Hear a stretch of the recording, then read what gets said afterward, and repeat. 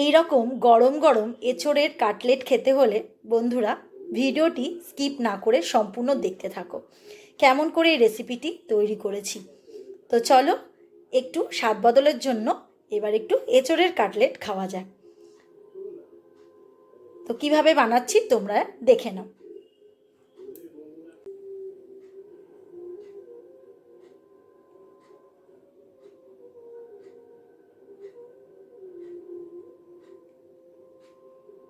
এখানে লাগছে দুটো ডিম, তো এর থেকে যদি প্রয়োজন হয় আমি পরে নিয়ে নেব।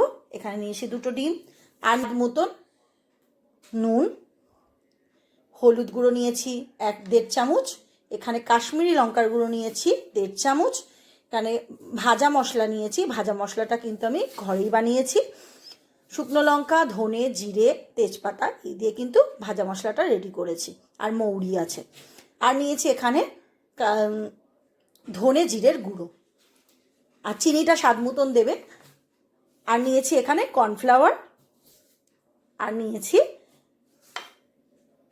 বিস্কুট গুঁড়ো, আর আদা রসুনের পেস্ট, আর লাগছে কুচনো পেঁয়াজ, আর গোটা কয়েক আলু। এবার এই আলু আর এঁচোড়টাকে সম্পূর্ণ ভালো করে সেদ্ধ করে নেব প্রেসার কুকারে। একটা স্ট্রেনারের মধ্যে নিয়েছি, নিয়ে সম্পূর্ণ জল ঝরিয়ে নিয়েছি। এইবার এই ডেকচির মধ্যে এবার ঢেলে দেবো।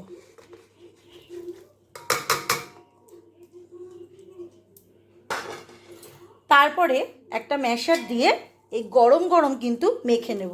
ঠান্ডা হলে কিন্তু ভালো করে মাখা হবে না, দানা দানা হয়ে যাবে। এই গরম অবস্থায় কিন্তু ম্যাশার দিয়ে ভালো করে মেখে নেব। আর যদি ম্যাশার না থাকে ভালো করে ওই গ্লাসের পিছন দিয়ে বা বাটি দিয়ে চেপে চেপে দেবে, তাহলেও কিন্তু একই কাজ করবে। খুব ভালো করে মেখে নেব। দেখো বন্ধুরা, ম্যাশার দিয়ে কিন্তু খুব ভালো করে ম্যাশ করে নিয়েছি। আর সেদ্ধটা কিন্তু খুব ভালো করে হতে হবে, না হলে কিন্তু এরকম ম্যাশ হবে না। তো এবার আমি গ্যাসের ওভেনটা জ্বালিয়ে নেব। একটা কড়া বসিয়ে নিয়েছি, একটু বড় কড়া নিয়ে নিয়েছি অ্যালুমিনিয়ামের। এবার একটু গরম করে নেব। গরমও হয়ে গেছে। এবার দিয়ে দিলাম বেশ কিছুটা পরিমাণে একটু সর্ষের তেল। তেলটা খুব ভালো করে গরম হয়ে গেছে। এবার এর মধ্যে দিয়ে দেবো কুচনো পেঁয়াজ,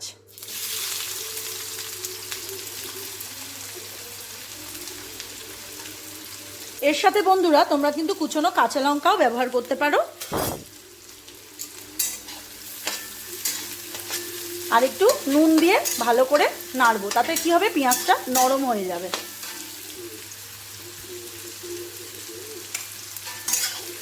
নুন দিয়ে দিলাম, দিয়ে ভালো করে নাড়ছি। যতক্ষণ না পর্যন্ত নরম হচ্ছে ততক্ষণ কিন্তু কোনো মশলা ব্যবহার করা যাবে না। দেখো বন্ধুরা, নুন দেওয়ার পর খুব সুন্দর ভাজা হয়ে গেছে, তেল ছেড়ে দিয়েছে। দেবো আদা রসুন বাটা। আদা রসুনের পেস্টটা এর মধ্যে দিয়ে দিলাম।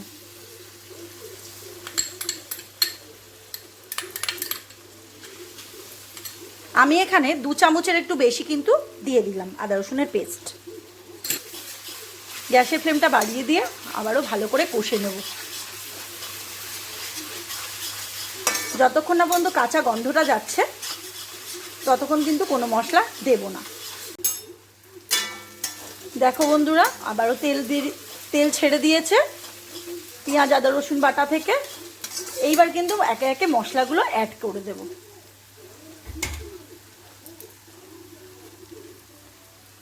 হলুদ দিয়ে, যেহেতু আমি এঁচোড়টাকে সেদ্ধ করেছি সেই জন্য আমি হলুদটা একটু কম দেব। তারপরেই দিয়ে দেবো কাশ্মীরি লঙ্কার গুঁড়ো, সম্পূর্ণ দিয়ে দেবো। এখানে 2 চামচ মতন দিয়েছি। আর দিয়ে দিলাম ধনে জিরের গুঁড়ো, এখানে 2 চামচের ওপরে ধনে জিরের গুঁড়ো দিয়ে দিয়েছি।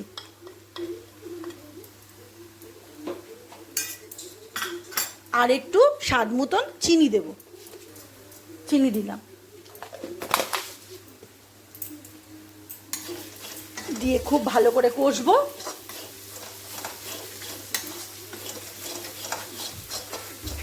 সেটাও ভালো করে কষা হয়ে গেলে তখন এঁচোড় আর আলুটাকে, সেদ্ধ করা এঁচোড় আলু এর মধ্যে ম্যাশ করে রেখেছি সেটা দিয়ে দেবো। মশলাটা কিন্তু ভাজার সময় গ্যাসের ফ্লেমটা লো করে দেবো, কারণ মশলাটা পুড়ে যাবে। এবার এর মধ্যে মিশিয়ে দেব ম্যাশ করে রাখা এঁচোড় আর আলু।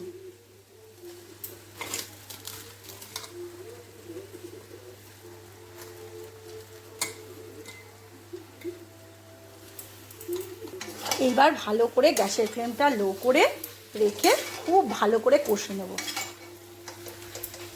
এর মধ্যে একটু ধনে পাতাও দিলেও কিন্তু খাতটা ভালো লাগবে, তো আমার কাছে নেই বলে আমি দিলাম না। তোমরা কিন্তু অনায়াসে ইউজ করতে পারো। যত এই মশলাটা ভালো হবে এঁচোড়ের সাথে, তত কিন্তু কাটলেটের টেস্টটা বাড়বে। দেখো কড়া থেকে কেমন গা ছেড়ে দিচ্ছে, তাহলে বুঝতে হবে আমার কিন্তু পুরটা, কাটলেটের সমস্ত উপকরণগুলো রেডি হয়ে গেছে। দেখো আমার সম্পূর্ণ কমপ্লিট। দেখো বন্ধুরা, থালার মধ্যে এরকমভাবে ফ্ল্যাটভাবে সমস্ত এঁচোড় আর আলু, সেদ্ধ করা এঁচোড় আলুটার মশলা মাখানো এরকমভাবে নিয়ে নিয়েছি সমানভাবে। এবার এর মধ্যে একটু সামান্য ময়দার গুঁড়ো ছড়িয়ে দিলাম। তাতে কী হবে, যাতে ধরতে গেলে হাতের মধ্যে না চ্যাট চ্যাট করে বা লেগে যায়। দিয়ে দিলাম। এইবার ছোট ছোট করে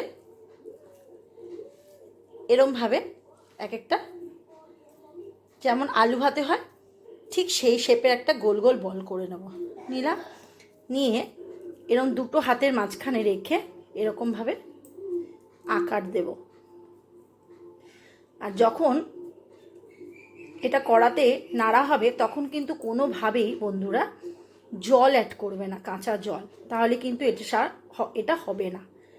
দেখো এরকম রেডি হয়ে গেছে। এরকম একে একে এরকম শেপ দিয়ে নেব।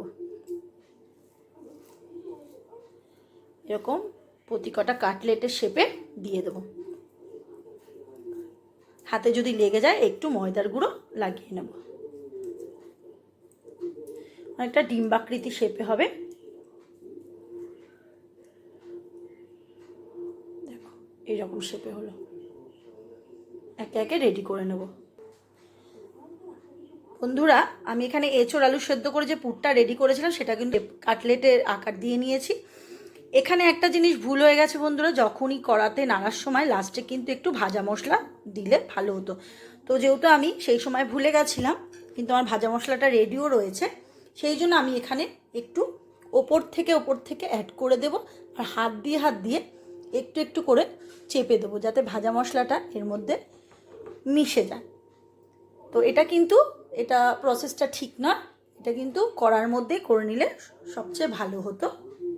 তো আমি এখানে সমস্ত ওপরেই একটু করে ভাজা মশলা ছড়িয়ে দিচ্ছি, দিয়ে আর হাত দিয়ে চেপে দেব।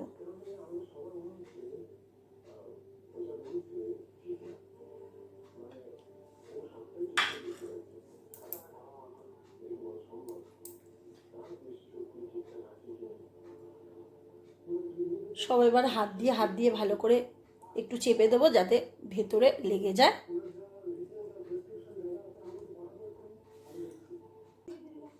এই সমস্ত কাটলেটগুলো নিয়ে নিয়েছি। আর এবারে একটা বাটি নিয়েছি, এর মধ্যে দিয়ে দেবো ডিমটাকে ভেঙে দেবো।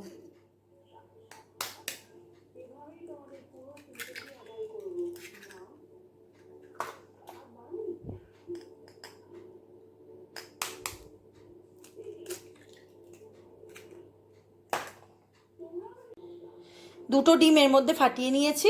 এবার এর মধ্যে দিয়ে দেবো একটু কর্নফ্লাওয়ার। যেহেতু আমার অনেকগুলোই কাটলেট রেডি করতে হবে, সেই জন্য একটু বেশি করে দিলাম। যদি প্রয়োজন পড়ে আবার পরে ডিম আর কর্নফ্লাওয়ার গুলে নেবে। এইবার এর মধ্যে একটু দিয়ে দেব জল, দিয়ে খুব ভালো করে ফেটিয়ে নেব।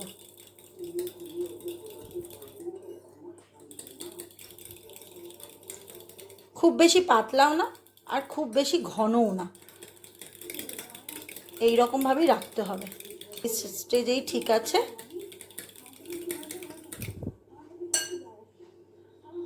এইবার থালার মধ্যে শুকনো একটু বিস্কুট গুঁড়ো ছড়িয়ে রাখলাম যাতে না লেগে যায়।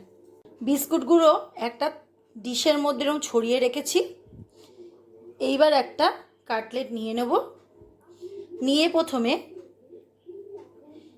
এই ডিম আর কর্নফ্লাওয়ারের গোলায় দিয়ে তারপর এখানে দিয়ে দেব। দিয়ে এরকমভাবে মাখিয়ে নেব।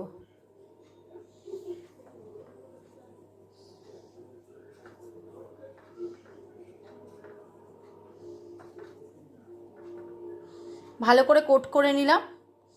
ঠিক আবারও ডুবিয়ে নেব। এটাকে কিন্তু ডবল কোট করতে হবে। আবারও দিয়ে আবারও এরকমভাবে সব একে একে এইবার একটা শুকনো ডিশের মধ্যে রেখে দিতে হবে। সেমভাবে আবারও একটা এরকম করে নেব। প্রথমে ডিম আর কর্নফ্লাওয়ারের গোলায় দিয়ে দেবো। দিয়ে তারপর এর মধ্যে ছড়িয়ে দেবো।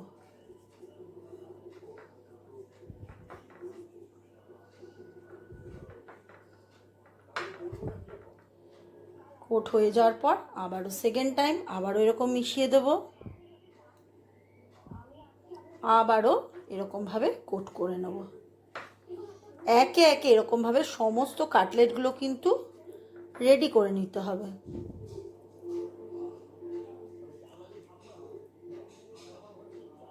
এরকমভাবে কটি কাটলেট রেডি করে নিয়েছি।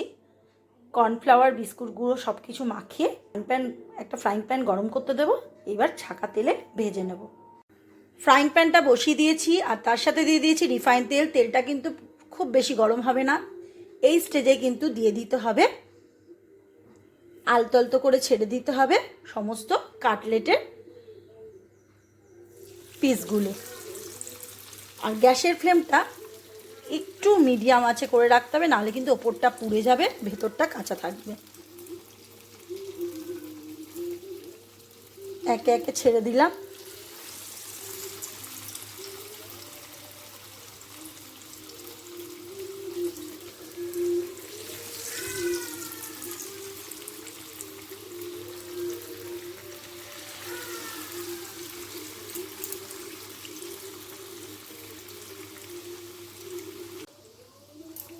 দেখো বন্ধুরা, এবার আস্তে আস্তে কিন্তু কাঁটা চামচ বা খুন্তি দিয়ে কিন্তু উল্টে দিতে হবে। এক পিঠ হয়ে গেছে।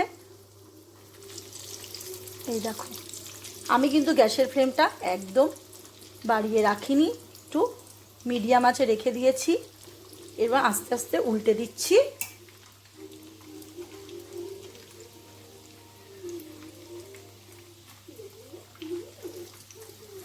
ফুটন্ত তেলে কিন্তু কখনোই দেবে না, সামান্য গরম হবে, খুব গরম না আবার একদম ঠান্ডা তেল না, সেরকম কিন্তু তেলের টেম্পারেচার দেখে দেবে।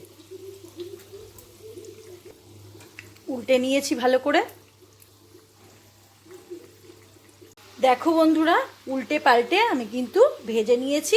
একটু গ্যাসের ফ্লেমটা একটু হাইতে করে আরও একটু উল্টে পাল্টে নেব, তাহলে কিন্তু লাল লাল ভাজাটা হয়ে যাবে। তোমরা দেখেই বুঝতে পারছো এটা কেমন সুন্দর রেডি হয়ে গেছে।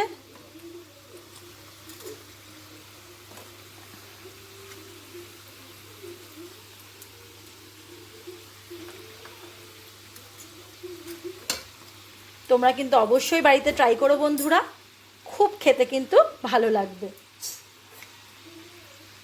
এবার ও পিঠটাও কিন্তু লাল লাল হয়ে গেছে। এবার একটা পাত্রের মধ্যে তুলে নেব। এইবার বন্ধুরা আমি কিন্তু তুলে নিচ্ছি। একে একে কাটলেটগুলো সমস্ত রেডি হয়ে গেছে। এখানে রেডি হয়ে গেল এঁচোড়ের কাটলেট। এই গরম গরম ভাতের সাথে অথবা গরম গরম ভাতের সাথে, চায়ের সাথে, কফির সাথে কিন্তু পরিবেশন করতে পারো।